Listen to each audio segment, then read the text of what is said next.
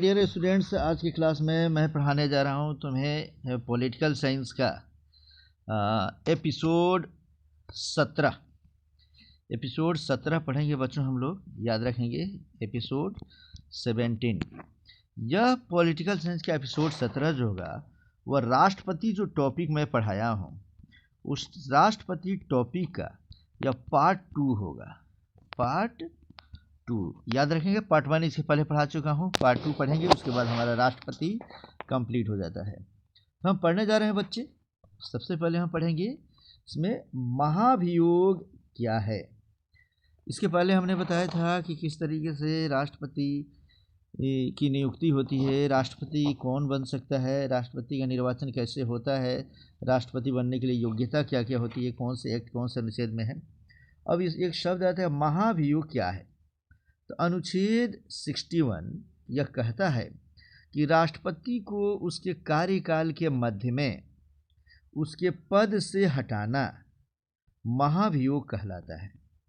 महाभियोग का प्रस्ताव संसद के किसी भी सदन द्वारा लाया जा सकता है। अर्थात संसद में 2 सदन होते हैं बच्चे, लोकसभा और राज्यसभा। इसके किसी भी सदन में हम एक प्रस्ताव लाकर राष्ट्रपति को अनुच्छेद 61 के तहत हम उनके पद से हटा सकते हैं। तो राष्ट्रपति को उनके कार्यकाल के मध्य में ही उनके पद से हटाना महाभियोग कहलाता है। ये याद रखेंगे हम लोग।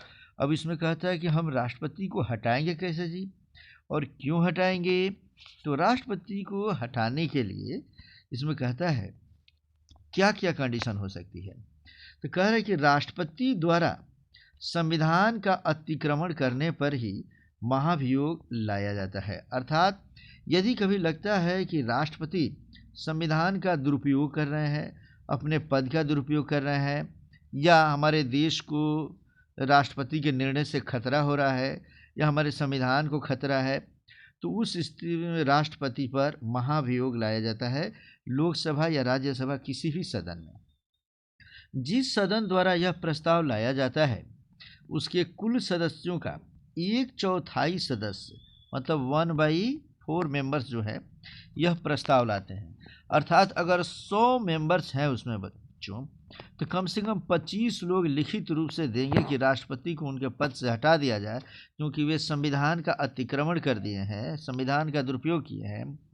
तब महाभियोग प्रस्ताव एक ही सत्र में पारित होना चाहिए। तो बाकी लोगों से उसमें समर्थन भी लिया जाता है कि कौन कौन लोग इस बात को मानते हैं कि उन्होंने दुरुपयोग किया। तो वे लोग जब पारित करेंगे तब राष्ट्रपति को फिर मौका दिया जाता है। कहता है इसमें से कि प्रत्येक सदन माने लोकसभा और राज्यसभा अपने कुल सदस्यों के 2/3 बहुमत से इसे पारित करता है।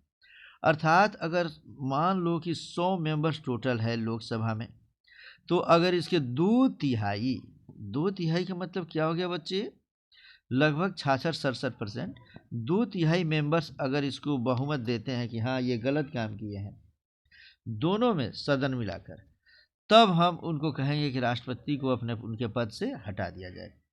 राष्ट्रपति को दूसरे सदन में स्वयं अथवा अपने प्रतिनिधि द्वारा अपना पक्ष रखने का अवसर दिया जाता है।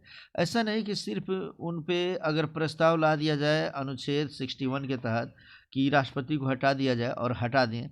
राष्ट्रपति को भी मौका दिया जाता है कि वह स्वयं या अपने किसी प्रतिनिधि के द्वारा ये साबित करे कि उन्होंने संविधान का उल्लंघन नहीं किया है। इस तरीके से संविधान का अगर वो उल्लंघन नहीं किया है तो उनको उनके पद से नहीं हटा सकते।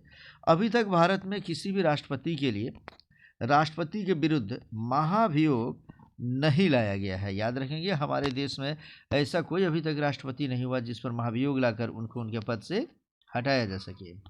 फिर समझेंगे हम कि राष्ट्रपति का विशेषाधिकार ये क्या है। अब हम समझें, काफ़ी इंपॉर्टेंट टॉपिक, इसको हम समझ रहे हैं।